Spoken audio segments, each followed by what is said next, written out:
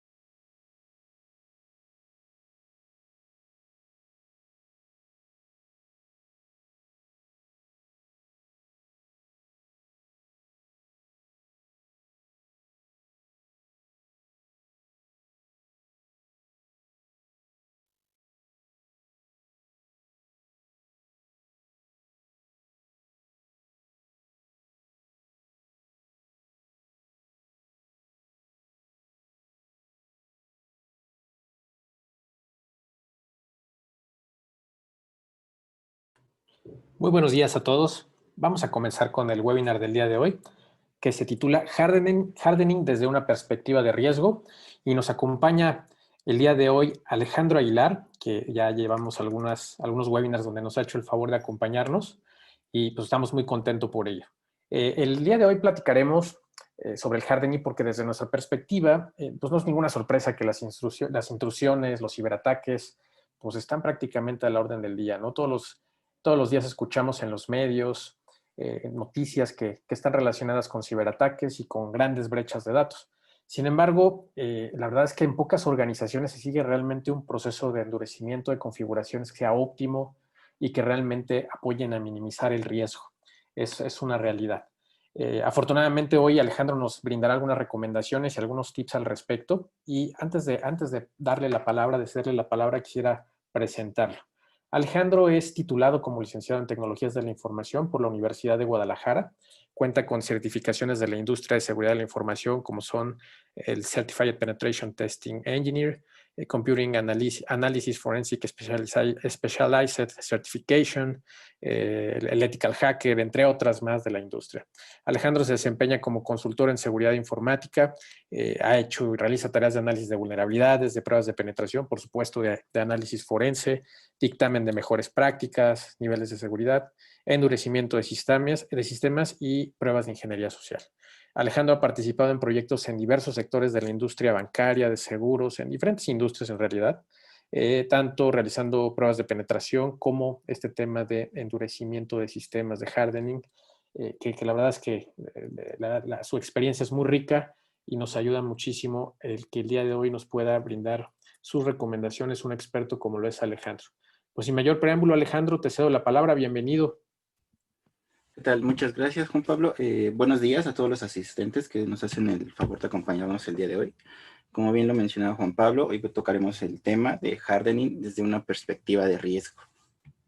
Dentro de este contenido vamos a ver qué es el hardening, su definición, sus ventajas, qué debemos de tomar nosotros en cuenta como organizaciones o como usuarios a la hora de crear una serie de plantilla de seguridad de este tipo de configuraciones, qué son las líneas base de seguridad, cómo nos pueden ayudar a establecer mayor seguridad a nuestra organización, a qué amenazas nos estamos enfrentando hoy en día si no llevamos correctamente un proceso de hardening o configuraciones de seguridad, tips y recomendaciones con el fin de minimizar estos riesgos. Y por último, y no menos importante, el hardening en la nueva normalidad, que no tomábamos en cuenta anteriormente y hoy en día es primordial ante esta situación a la que nos enfrentamos hoy en día. ¿Qué es el hardening? El hardening en seguridad informática es el proceso de configuraciones de seguridad a nuestros sistemas informáticos con el fin de reducir las vulnerabilidades a las que éstas se encuentran. ¿Esto cómo lo logramos? Pues eliminando servicios innecesarios en el sistema, como son usuarios predeterminados, software predeterminado, servicios, puertos, que a la hora de que nosotros realizamos una instalación o una implementación de algún servicio o aplicación, pues vienen de fábrica y que si nosotros no los eliminamos, no los cambiamos, pues algún usuario malintencionado, algún ciberdelincuente lo va a poder encontrar y va a poder hacer un mal uso de estos sistemas. Otras formas de combatir este tipo otra forma de robustecer la seguridad, bueno, es a nivel físico, es decir, donde tenemos nuestros sistemas, como son los centros de datos, tenemos firewall que nos protejan, tenemos soluciones EDR, Endpoint Detection and Response, que nos mitiguen este tipo de problemáticas. ¿Cuáles son los procesos, no? Entre las principales ventajas a las que tenemos a la hora de realizar el hardening es reducir el riesgo de un mal uso. ¿Qué quiero decir con esto? Yo, por ejemplo, nos ha tocado ver organizaciones que cuando les realizamos pruebas o análisis de vulnerabilidades, detectamos que implementaron muchos sistemas, pero no realizaron cambio de contraseñas predeterminadas. Esto ocasiona que nosotros, con un simple reconocimiento, podamos detectarlo y se tenga que reportar, ¿no? ¿Por qué? Porque si algún usuario malintencionado, algún ciberdelincuente también lo encuentra, bueno, el riesgo ya incrementa. ¿Qué puede hacer el usuario? Pues ya entró al sistema, puedo extraer información, puedo instalar otros programas que puedan llevar a cabo otro tipo de vectores de ataque. Otra de las ventajas, pues reduce el riesgo al fallo. Recordemos que si el sistema instala software predeterminado que nosotros no vamos a utilizar, pues deshabilitarlo o de ser posible desinstalarlo. ¿Por qué? Porque a futuro nos puede causar algún fallo. Si en este software resulta que salió una vulnerabilidad crítica y nosotros lo tuvimos en nuestro sistema de manera predeterminada, bueno, ya ahí un ciberdelincuente se puede aprovechar de esta vulnerabilidad y volver a ocasionar alguna denegación de servicios, algún acceso no autorizado, extracción de información, entre otros múltiples ataques que puede ejercer. Otra de las ventajas, bueno, mientras menos software tengamos o servicios tengamos en nuestro equipo, pues mayor va a ser el rendimiento a nivel hardware. Es decir, si no es necesario que tenga una conexión de escritorio remoto, pues los usuarios no van a poder realizar ataques de fuerza bruta y poder entrar al sistema. Si no necesito que tenga un navegador de internet, porque es un sistema de dominio, bueno, se deshabilita el navegador de internet y el performance del equipo va a ser mayor. Recordemos que mientras menos servicios tengamos en algún sistema, menos fallas vamos a tener. ¿Qué debemos de tomar en cuenta a la hora de crear este tipo de configuraciones o implementarlas? En principal medida tenemos las necesidades del negocio. Recordemos que nosotros somos expertos en tecnología y nosotros vamos a querer un sistema súper seguro. Pero si no no nos fijamos en las necesidades del negocio, lo podemos hacer tan seguro que a la hora de usarlo va a ser complicado, va a ser tedioso para los usuarios que sí tienen la autorización de usarlo. Entonces, aquí podemos recordar un poquito el triángulo de la seguridad: confidencialidad, disponibilidad e integridad. ¿Qué pasa si lo hago tan disponible? Bueno, ya el nivel de seguridad es menor. ¿Qué pasa si lo hago tan confidencial? Pues a lo mejor va a ser muy seguro, pero no va a estar disponible para todos los usuarios o para los que sí deben de tener acceso a este tipo de negocios, de actividades. Es por eso que lo pongo en el primer punto y creo que es donde luego no tenemos nosotros conocimientos como técnicos en seguridad. ¿Qué uso se le va a dar al equipo? Es decir, si es un sistema una aplicación web, dónde va a estar el equipo, qué uso se le va a dar, quiénes deben de tener acceso, qué servicios deben de estar solamente expuestos, como puede ser el puerto 80, puerto 443, es decir, solamente esos van a estar visibles para el público, pero de manera interna, pues un administrador de sistemas debe tener acceso para poderle dar mantenimiento. ¿De qué manera mitigamos eso? Pues bloqueando la manera de los puertos de conexión, ¿no? El puerto de conexión SSH, que es el 22, puerto de conexión de escritorio remoto, que solamente el administrador sea el único que ha autorizado para poder utilizar este equipo. Ubicación. ¿Qué quiero decir con esto? A nivel organizacional, muchas veces tenemos centros de datos donde almacenamos nuestros servidores, pero luego de forma práctica o porque este equipo necesita estar en el área de finanzas, resulta que ya no está en el centro de datos, pero tiene un riesgo mayor. ¿Cómo mitigamos ese tipo de riesgos? Se puede instalar en alguna oficina, que solamente algunos usuarios tengan acceso. Dependerá de qué, de la necesidad del negocio. Hace no mucho, de manera práctica, me tocó hacer algún análisis de hardening en una organización. Esta era una empresa automotriz y resultaba que había un servidor, en este caso, que estaba al lado del administrador de sistemas, ¿no? Era un cubículo normal como cualquier usuario. Cuando le preguntamos cuál era la función de este sistema, nos dice que este proveía servicios a toda la planta. Y nosotros así de, ¿por qué se encuentra aquí? ¿Por qué no está en el centro de datos? No, es que, por ejemplo, en fines de semana necesitamos que los empleados que vengan a laborar aquí tengan acceso a este equipo por si se llega a pagar. Entonces, ¿para qué? Para que lo prendan. Pero no es la mayor seguridad que le podamos dar, porque está expuesto a que cualquier usuario, no malintencionado en este caso, lo apague de manera que así lo requiera, o por ejemplo el personal de limpieza. ¿Qué pasa si sin querer tira agua cuando está realizando sus actividades? Bueno, ya el riesgo es mayor, el equipo va a estar expuesto a que deje de funcionar completamente. Y si es un servicio que hace que opere toda la fábrica, ¿cómo poder mitigarlo? Se puede aislar de una manera que solamente ciertas personas tengan acceso, tanto área de sistemas como los usuarios de la planta. Esa sería una de las recomendaciones que podríamos dar en este equipo. De la mano viene el siguiente punto, definir quién interactúa con el equipo. Si bien, tomando el ejemplo anterior, aquí es necesario que 2 o 3 personas de diferentes áreas tengan acceso al equipo para poder prenderlo, en dado caso que se reinicie. Aquí dependerá, ¿no? Dependerá a quiénes se les da ese privilegio, con qué usuario, con qué perfil, con qué rol. ¿Por qué? Porque si bien a lo mejor el administrador de sistema tiene el perfil de administrador, pero la otra persona a la que se le va a dar este acceso solamente va a poder, su función es solamente prenderlo y ver que esté todo operando, pues ponerle un privilegio menor, donde no pueda instalar programas, donde no pueda acceder a internet, para que así no ocasione algún fallo mayor a nuestros sistemas. Definir los servicios que se requieren para el buen funcionamiento. Desde un ejemplo de esto es, por ejemplo, tenemos un servidor que va a estar en una locación en otro estado. ¿De qué manera nosotros como administradores de sistema les podemos dar mantenimiento al equipo sin ir de manera física? ¿Qué servicios son los únicos que se pueden mantener abiertos para que el administrador de sistemas pueda entrar, pueda monitorear, pueda observar el funcionamiento del equipo? ¿Qué son las líneas base o baseline?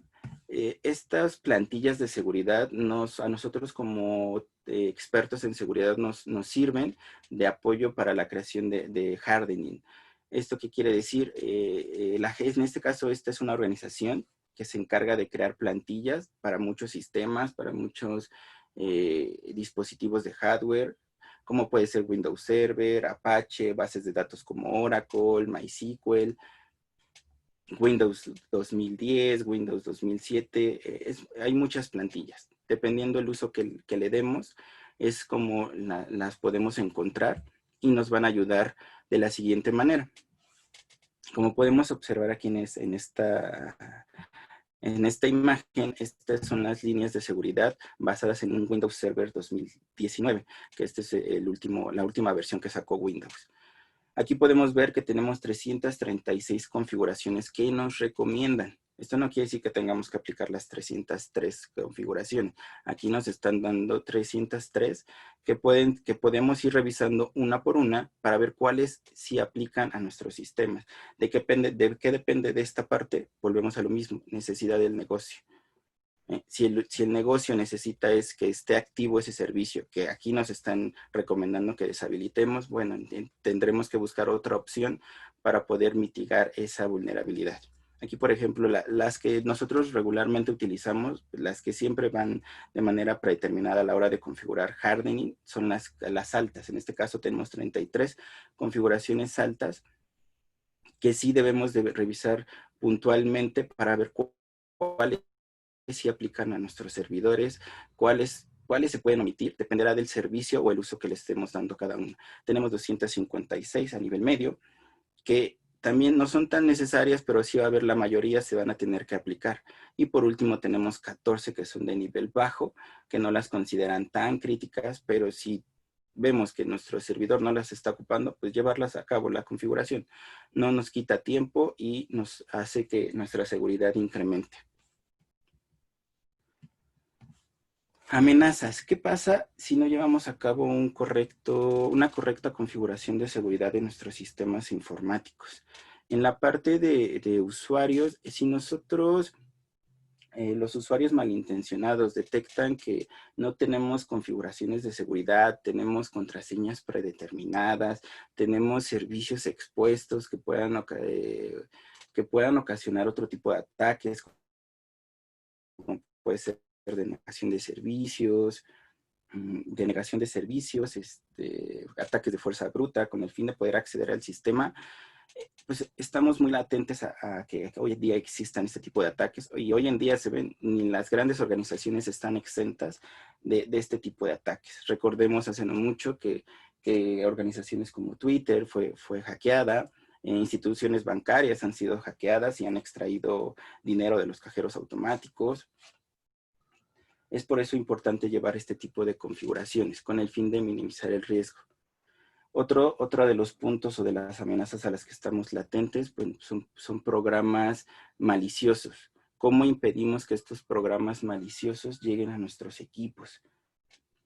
¿Por qué? Porque si bien pueden llegar por medio de un phishing, porque un usuario conectó una USB, porque un usuario trató de instalar un programa, pero como en el equipo de la empresa tenemos un filtrado de contenido, el usuario, bueno, desgraciadamente no desiste de instalar el programa, ¿no? Porque él lo utiliza para su distracción a veces. Entonces, ¿qué hace? Lo descargo desde mi casa, lo guardo en una USB, regreso a mi empresa y lo instalo. ¿Cómo podemos impedir que este tipo de programas lleguen a nuestra organización? Porque muchos de estos programas traen malware que pueda ocasionar algún secuestro de información, que pueda ocasionar algún acceso no autorizado a través de un backdoor. Múltiples ataques vienen a través de este tipo de programas. Exploits. En la parte de exploits, recordemos que los sistemas siempre van a ser vulnerables. Día a día salen nuevas vulnerabilidades que si bien se corrigen con actualizaciones, no siempre llevamos un proceso de actualización en nuestro sistema.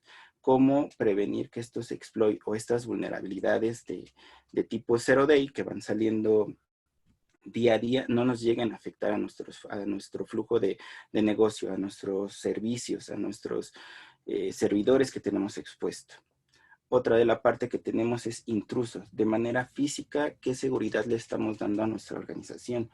¿Cómo impedimos que intrusos accedan a nuestras instalaciones y lleven a cabo actividades ilícitas? Hace no mucho, un banco le tocó que se hicieron pasar por soporte técnico y resultó que hicieron un fraude, un robo, ¿no? Y es una institución bancaria, se supone que son instituciones que tienen políticas a la hora de que alguien los visita, ¿no? Entonces, volvemos a recordar, nadie está exento de este tipo de ataques, pero con este tipo de configuraciones buscamos minimizar el riesgo.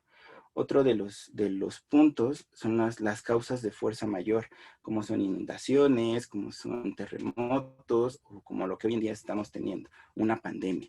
¿De qué manera nosotros tenemos configuraciones de seguridad que impidan que nuestro flujo, que nuestro negocio se venga abajo, ¿no? Una de las formas que podemos evitar es a través de los respaldos, ¿no? Pero no nada más respaldo. ¿De qué nos serviría un respaldo hoy en día con una pandemia? Pues no nos sirve de mucho. ¿De qué manera podemos seguir operando sin minimizar los riesgos de, más bien, sin minimizar la parte de seguridad en las organizaciones? Como tips y recomendaciones ante las amenazas antes descritas y poder endurecer nuestro sistema, en la parte de usuario es la parte de cursos de concienciación en la seguridad informática, a través de cursos de ingeniería social, con el fin de que el usuario sea capaz de identificar algún correo malicioso, tenga el conocimiento para saber qué hacer si se encuentra una USB tirada, cuál es el proceso correcto. Una de estas formas es, ¿qué hace un usuario cuando encuentra una USB tirada? Regularmente, pues por curiosidad la conecta, ¿no? Voy a ver qué tiene. Pero si resulta que tenemos un programa malicioso que va a permitir que nos secuestren la información a través de un ransomware, pues, y que este ransomware se expanda a través de toda la organización, porque como están conectadas en red, pues ya no nada más secuestró un equipo, secuestró toda una compañía, ¿no? Que entonces aquí los cursos de concienciación nos ayudan a que los usuarios tengan los conocimientos exactos de qué proceder ante estas situaciones. Cómo detectar un mail, cuáles son la parte que deben de fijarse para detectar si es un mail válido. Si no detectan un mail válido, ¿cuál es el procedimiento? Se lo reenvío al área de sistemas, lo reporto, lo borro, lo mando a correos no deseados. Uno de los tips más comunes es reportarlo directamente al área de sistemas, no borrarlo porque luego como medida práctica es detectar, que los administradores de sistemas deben de detectar de dónde, cómo fue que provino ese correo y detectar la manera de bloquearlo para que no vuelva a llegar.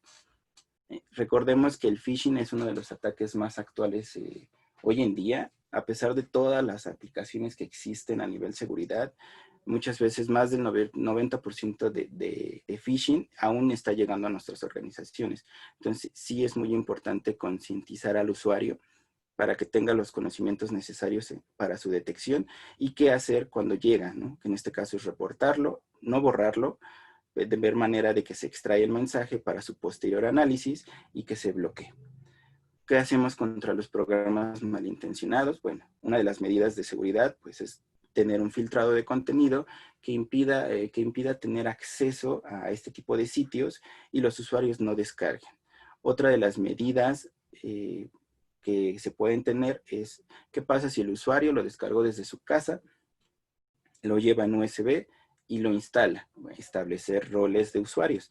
Limitar a que los usuarios instalen programas no autorizados en la organización. Otro de los métodos es qué tan factible es que los puertos USB estén activos. Qué tan necesarios para el negocio. Habrá áreas que sí requieran que estén conectando dispositivos para extracción de información, pero si no es necesario, muchas organizaciones lo que hacen es limitar a que solamente una vez que conectas el dispositivo USB, en este caso, solamente puedas ver archivos, no puedas guardar nada y no puedas realizar instalaciones. Es muy importante la parte de los USB porque luego es por donde también llegan muchos ataques. Otra de las formas de prevenir este tipo de programas malintencionados, pues a través de soluciones de EDR, en este caso, Endpoint Detection and Response, como pueden ser marcas como Kaspersky, CrowdStrike, que se encargan de estar monitoreando nuestros sistemas, las actividades, ver qué es lo que se está haciendo con el fin de detectarlo y bloquearlo en dado caso y ver la manera de que no vuelva a suceder. ¿Qué hacemos contra los exploits? Los exploits, una de las formas más comunes es manteniendo nuestros sistemas operativos actualizados. Pero ¿qué pasa si en nuestra organización, y eso nos ha tocado en muchas organizaciones, no hay un proceso de actualización de sistemas. Hoy en día yo instalé un sistema, pero resulta que han pasado 5 años y no ha tenido parches de seguridad. Ya han pasado 5 años, donde en 5 años han salido miles de vulnerabilidades y alguna de estas puede ser crítica y algún ciberdelincuente puede aprovecharse de ellas. Si bien la manera más correcta es mantener los sistemas operativos actualizados, ¿qué pasa si el sistema por su servicio no es posible actualizarlo? ¿De qué otra manera podemos combatirlo? Bueno, a través de firewall, de IDS, IPS que monitoreen nuestros sistemas, o soluciones CDR que también estén monitoreando la actividad e impidan que se ejecuten actividades no reconocidas para los sistemas. Recordemos también hoy en día, hoy estamos en el 2020 y aún en organizaciones nos ha tocado ver servicios o sistemas operativos como puede ser Windows Server 2003, Windows Server X, 2008, Windows XP, Windows 7. Estos sistemas ya tienen casi alrededor de 20 años y hoy en día todavía los podemos encontrar en organizaciones. Si bien muchas veces cuando revisamos el flujo del negocio resulta que es una aplicación que ya no es compatible, ¿no?, con un Windows Server 2016, con un Windows Server 2019. Bueno, buscar alternativas de robustecer la seguridad en el Windows Server 2003 hasta que se lleve un proceso de un desarrollo de una nueva aplicación compatible para mantener nuestro sistema operativo funcional y seguro. Contra los intrusos, ¿qué podemos hacer para impedir que personas no autorizadas accedan a áreas no permitidas de nuestra organización? Si bien las organizaciones día a día reciben visitantes, ¿cómo impedir o cómo detectar que accedan a nuestro centro de datos, que accedan al área de sistemas, que accedan al área de finanzas? Hay muchas organizaciones que tienen niveles de acceso. Una vez que tú llegas, te registras, alguien tiene que, en este caso, ir a recepción por ti para permitirte el acceso. No nada más te registras y así sube a tal piso y ahí lo encuentras. No, esa no es una manera correcta. Otra manera, una vez ya dentro de la organización, cómo impedir que el usuario visite otras áreas que no están permitidas. Regularmente hay organizaciones que tienen personal de seguridad en cada piso, en cada área, donde si detectan a una persona que no deba de estar ahí, pues lo que hacen es preguntar hacia dónde se dirige, quién lo está atendiendo, y si detectan que no responde de manera correcta, bueno, lo acompañan a recepción para que pueda volver a registrarse o vuelva a pasar no pase ese filtro. Otra de las maneras es instalación de cámaras de seguridad. Recordemos que en las organizaciones tenemos cámaras de seguridad para estar detectando cualquier anomalía, o en nuestros centros de datos, ¿no? Si el intruso ya llegó al centro de datos, ¿de qué manera impedirlo? Regularmente los centros de datos tienen bitácoras de acceso, quién entra, a qué horas entra, un personal de seguridad que es el que te va a dar el acceso. Hay algunos centros de seguridad que me ha tocado que son como los sistemas de los bancos, que por ejemplo pasas una puerta, te tienes que esperar cierto tiempo para que te habilite el acceso directamente ya al centro de datos. Contra los ataques de fuerza mayor, como son terremotos, inundaciones, pandemias, ¿cuáles son los tips y recomendaciones que podamos seguir? Recordemos que tenemos que tener un proceso de seguridad, de respaldos de nuestra información para poder tener de manera segura que en cualquier momento, si el sistema deja de funcionar, pues lo podemos recuperar de la manera más rápida. Pero ¿qué hacemos? Hoy nos enfrentamos ante una pandemia.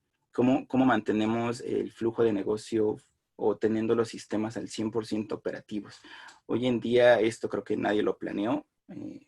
Nadie tenía un plan de contingencia ante este tipo de situaciones, porque me ha tocado escuchar de organizaciones, un ejemplo, una organización de 500 empleados, pero resulta que de esos 500 empleados, 100 tienen equipos portátiles y 400 tenían equipos de escritorio. ¿Cómo mantienes una plantilla de 500 empleados operando desde su casa? Ajá. 100 sin ningún problema. Tenían un equipo portátil, se pueden conectar a través de una conexión cifrada, que son las VPN, y van a acceder. Pero ¿qué vas a hacer con las otras 400 personas? ¿Cuál es cuál es el procedimiento que vas a hacer y cómo no vas a disminuir tu seguridad? ¿Cómo no vas a disminuir el hardening que tú ya estableciste? Porque podemos haber considerado configuraciones de seguridad, pero hoy en día ante una pandemia, el área de sistemas muchas veces tuvo que disminuir estas configuraciones. ¿Para qué? Para mantener a la plantilla operando, ¿no? Muchos casos nos ha tocado escuchar que permitieron la salida de los equipos de escritorio para que estos pudieran seguir laborando desde su domicilio, desde su hogar, y poder acceder al sistema. Pero tampoco es lo mejor que se puede hacer. Otros permitieron que a través de sus equipos personales se conectaran directamente a la organización. Recordemos que en un equipo personal, nosotros como empresa no tenemos visibilidad de la seguridad que tenga el usuario con su equipo. Yo no sé si su equipo lo tiene actualizado, si tenga programas con licenciamiento correcto, o sea, un sistema donde tenemos instalado software sin licenciamiento y descargado de una fuente no confiable. Y ya de entrada ya están monitoreando el equipo del usuario. Si se conecta a nuestros servidores, a nuestros servicios, pues ya está viendo todo un nuevo panorama este ciberdelincuente. Cómo hacer la manera más segura ante este tipo de casos. Muchas empresas lo que optaron fueron crear servicios, en este caso sistemas operativos virtuales, donde los usuarios tienen un rol, un privilegio, donde solamente van a realizar las actividades para las que fueron creados esos perfiles. Ajá. Otra de las brechas que nos ha tocado detectar ante esta pandemia, por ejemplo, ok, tengo una plantilla de 500 empleados, los 500 tienen sus equipos portátiles, pero no tengo un licenciamiento de 500 VPNs, ¿no? De 500 conexiones virtuales. Solamente tengo 150. Muchas organizaciones lo que hicieron en este caso fue compartir tu licencia de usuario de VPN para poderte conectar a los sistemas. Esta tampoco es una buena práctica. ¿Por qué? Porque ya estás compartiendo una conexión privada entre 2 o 3 usuarios. Si bien el usuario A o el usuario B no tuvieron problema o no hicieron algo malintencionado, pero ¿qué pasa si el usuario C, con esta licencia de VPN, entra a un correo de phishing, en este caso, descarga algún documento que va a ocasionar que secuestren la información? Bueno, ya volvemos al tema de secuestro de información a toda nuestra organización. Y al momento de querer, de saber quién fue el personal que descargó este archivo, pues va a ser difícil detectarlo. ¿Por qué? Porque ese usuario fue compartido entre 3 empleados. Saber detectar quién lo usó a la hora que lo usó, pues va a ser más complicado. Entonces, sí, hoy en día las organizaciones se encontraron ante algo que estaba fuera de las manos y pues estamos hoy en día adaptándonos, ¿no? La manera de la seguridad ante esta contingencia en la que nos encontramos. Por ejemplo, aquí viene el hardening de la nueva normalidad. ¿Qué podemos hacer para tanto personal o de manera organizacional para proteger las conexiones, ¿no? Si bien hoy en día la mayoría de los empleados están trabajando desde su casa, ¿qué es lo que podemos poner en práctica para mejorar este tipo de cosas?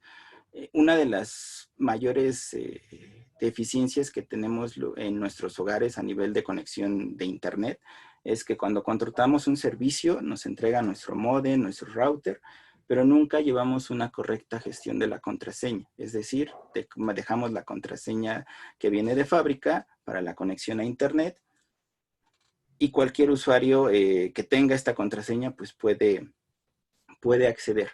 Entonces, ¿qué es lo que se recomienda aquí? Concientizar a los usuarios de que hoy en día ya tienen que realizar este tipo de cambios una vez que adquieren un equipo. Nunca dejar contraseñas predeterminadas para evitar. Y en dado caso, si el dispositivo cuenta con la autenticación de 2 factores, pues habilitarla, ¿no? De manera que siempre sea posible. Porque si bien el dispositivo puede ser propenso a un ataque de fuerza bruta, la doble autenticación va a limitar que esto se llegue a comprometer de manera correcta. Otra de las opciones que se tienen es revisar nuestro modem o router que tenga activado la parte de actualizaciones automáticas.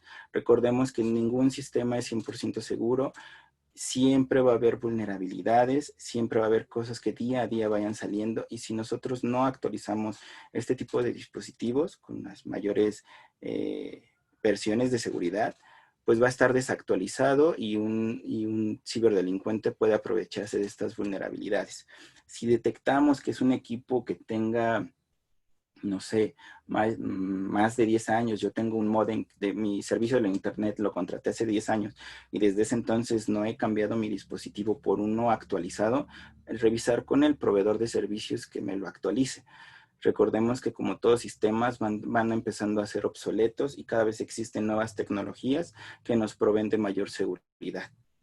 Otra de las opciones es, por ejemplo, algunos routers o modem tienen servicios WPS y UPnP. Estos servicios, algunos te ayudan a que te conectes más rápido, algunos te sirven para que la conexión en teoría sea un poquito más estable, pero son más vulnerables a otro tipo de ataques. El WPS tiene un ataque de pulsación donde un usuario malintencionado, sin necesidad de tener la contraseña, puede realizar una conexión. Otro de los métodos para asegurar que sea más segura nuestra conexión de red doméstica es ver el método de conexión que estamos utilizando. Recordemos que en los primeros módems que proveían algunos ISP, teníamos una configuración llamada WP. Esta fue ya vulnerada hace muchos años y nunca es segura. Si aún detectamos que nuestros modem tienen la conexión WP, desactivarla automáticamente inmediatamente y ver las opciones de configurar la WPA2, que es una versión un poco más segura, si bien ya también hay brechas de seguridad ante este método de conexión. Ver si también nuestro dispositivo ya tiene disponible la nueva configuración, que es la WPA3, y activarla, ¿no? Si nuestro router cuenta con un firewall interno, activarlo. ¿Para qué? Para que nuestra comunicación hasta cierto punto tenga mayor seguridad a nivel doméstico. Estos son puntos que si bien existen desde hace muchos años, hoy en día no los llevamos a cabo. Hay muchas personas que en cuanto reciben su módem, así lo dejan y así lo dejan hasta que se descomponga. A nivel personal, a nivel de dispositivos personales, bueno, mantener nuestros sistemas operativos actualizados, software, programa, tenerlo con el licenciamiento oficial, válido. Impresoras igual, tener un software actualizado, tener los métodos de conexión. Hay impresoras, por ejemplo, que tienen la configuración de internet inalámbrico, que sin tener conectado físicamente el dispositivo podamos realizar una impresión. ¿Qué tan seguro es esto? Recordemos que cuando es cableada, la conexión de la impresora, pues hasta cierto punto es más seguro, es más estable y tampoco un ciberdelincuente va a detectar o va a atacar este dispositivo. ¿Qué uso le damos a nuestros dispositivos USB? A nivel personal, revisamos que tengan con una solución de EDR o de antivirus, revisamos que tengan nuestros dispositivos estén vacunados, no tengan archivos que tengan algún malware, algún virus que pueda propiciar algún tipo de ataque. No, desgraciadamente no lo tenemos. En almacenamiento, llevamos algún proceso de respaldo a nivel personal, qué es la información que nosotros resguardamos, qué procedimiento. Hoy en día hay muchas soluciones en la nube que nos facilitan este tipo de cosas, que si bien no vas a respaldar toda tu información, pero sí de como tener una estructura de estos documentos son súper importantes, sí tenerlos, un respaldo en la nube, tener un respaldo en algún dispositivo externo. Dependerá del uso de esa información. Videoconferencias seguras. Hoy en día todos nos estamos conectando a través de estos servicios que si bien nos ayudan a mantenernos comunicados y nos ayudan a seguir en contacto con otras personas y ver temas de negocio, pero existen igual muchas aplicaciones que no son seguras o que no llevan un proceso de configuración de seguridad óptima con el fin de reducir riesgos. ¿De qué manera lo podemos reducir?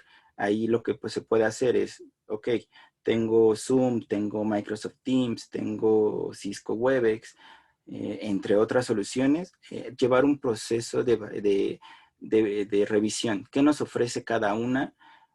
¿Para qué la vamos a utilizar? Recordemos siempre la parte más importante, necesidad del negocio.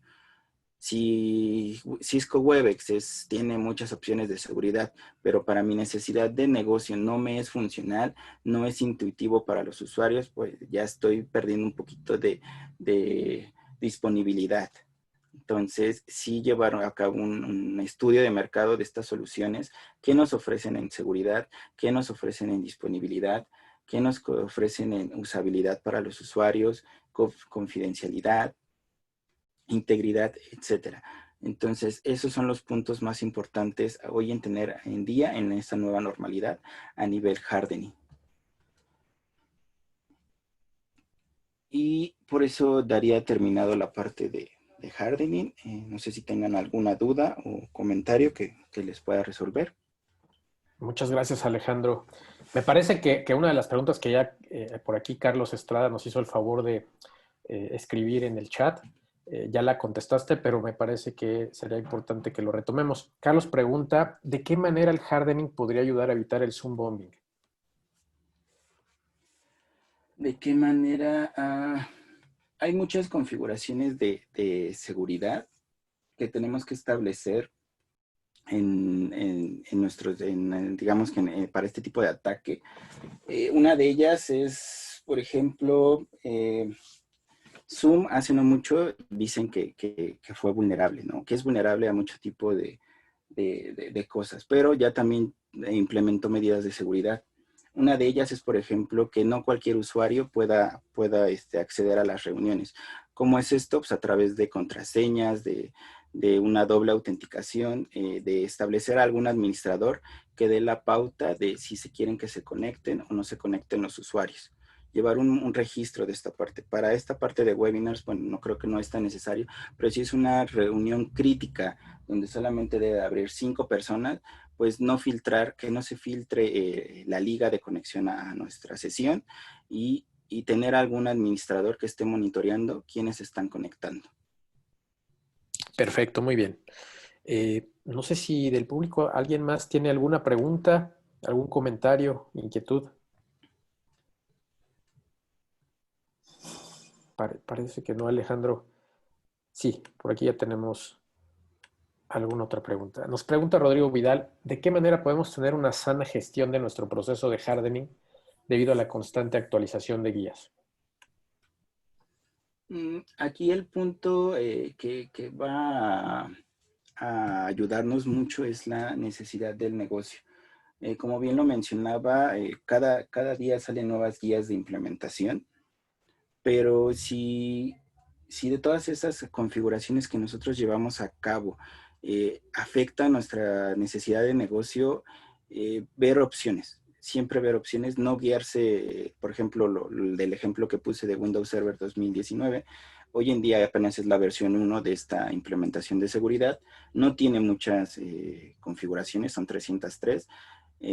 Las últimas versiones de Windows Server 2016 ya hay algunas guías de seguridad que tienen alrededor de 500 o 600 configuraciones.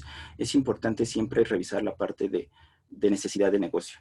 Si bien nosotros como expertos en el área de tecnología o cada quien experto en su área, no tenemos el conocimiento al 100% claro de la necesidad de negocio, es por eso que luego hacen reuniones entre las diferentes áreas para decir, yo como especialista en seguridad, tengo estas propuestas de seguridad. Pero otra área puede decir, sí, están muy bien, pero estas están afectando mi flujo de negocio.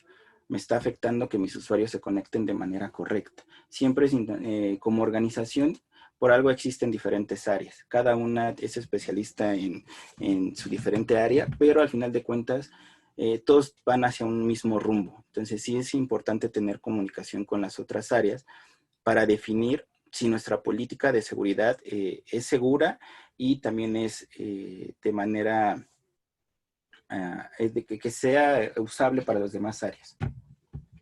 Perfecto.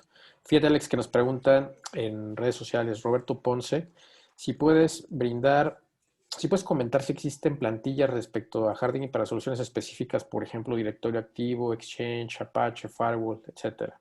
Sí, de hecho, si quieren les comparto la liga de Sticks, que es de donde saqué los ejemplos de seguridad de Windows Server 2019. Ahí hay para múltiples plataformas, tanto Windows Server, servicios de IIS, Apache, servidores de dominio, bases de datos, algunos firewall también creo que existen. Existen múltiples plantillas en esa liga que les puedo compartir. Estaría genial si nos ibas a compartirla en el chat para todos los... Sí, denme un segundo en lo que la Y busco. gracias, Alex. Mientras tanto, te pregunto y voy contestando algunas otras preguntas. Omar Trueba nos pregunta si enseñaremos en futuro webinars a configurar modem caseros. Sí, sí, claro que sí, Omar. Es un buen tema. Posiblemente los estemos más bien presentando en los webinars de escuelas ciberseguras y de familias ciberseguras, que aprovecho para compartirlas, que son iniciativas que Capa 8 está promoviendo en pro precisamente de fortalecer la seguridad pues, de estos núcleos, ¿no? De las familias, de las instituciones educativas, que sabemos que pues ante esta nueva realidad se la están viendo muy, muy, muy duro. Y pues bueno, no, por supuesto que lo tomamos en cuenta tu comentario para promover alguno de estos webinars. Me parece más que en esas iniciativas. Muchas gracias. León nos pregunta, Alex, ¿qué pasa cuando en la institución hay una línea base, pero no se aplica de manera correcta? Es decir, si se hacen excepciones para cada situación y se salen del baseline, ¿qué se puede hacer? Para este tipo de caso, para esto luego son los ejercicios de análisis de vulnerabilidades y pruebas de penetración. Si bien como lo mencionan, sí puede existir algún documento que tenga las configuraciones, pero si no se están llevando de manera correcta, los análisis de vulnerabilidades o pruebas de penetración son las que nos van a dar este tipo de respuestas. Porque de nada sirve que exista un documento si no se lleva a cabo. Y si como área de sistemas no tenemos el tiempo de ver si sí se están llevando a cabo o no, los especialistas en seguridad nos encargamos de revisar esa parte. ¿Por qué? Porque en este caso, si la organización cuenta con estas plantillas, nosotros le pedimos que nos la proporcione, la revisamos y si en nuestro análisis de vulnerabilidades detectamos que se encontraron usuarios predeterminados, pero regresamos a su línea base y resulta que sí tienen un proceso donde se tienen que eliminar, les hacemos saber parte de recomendaciones, ¿no? En este caso es, sí la tienes aquí, pero no la estás llevando a cabo.